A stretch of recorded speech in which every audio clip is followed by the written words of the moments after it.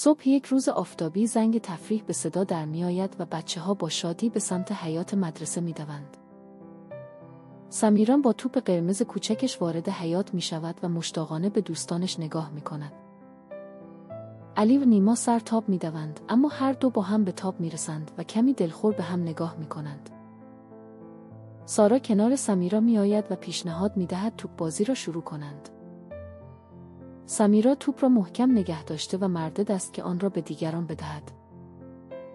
علیرضا نزدیک می شود و با لبخند می پرسد آیا او هم می تواند بازی کند. سمیرا کمی فکر می کند و سرانجام توپ را با اشتیاق به گروه می دهد. همه با اشتیاق دایره درست می کنند و توپ را به هم پاس می دهند.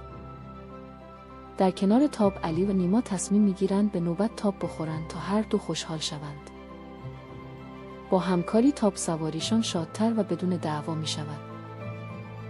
در دورترین گوشه حیاط نگین حس می کند تنها مانده و آهسته می نشیند. سارا متوجه او می شود و دوستانه نگین را به جمع بازی دعوت می کند. نگین با تردید وارد دایره می شود، اما بچه‌ها با استقبال گرم او را می پذیرند. همه با هم توپ بازی می کنند و صدای خنده هایشان فضای حیاط را پر می کند. زنگ مدرسه به پایان می رسد و بچه‌ها خوشحال از دوستی ها و همکاری ها به کلاس باز می گردند. سمیران با لبخند توپش را در دست می گیرد و برای زنگ تفریح بعدی برنامه ریزی می کند.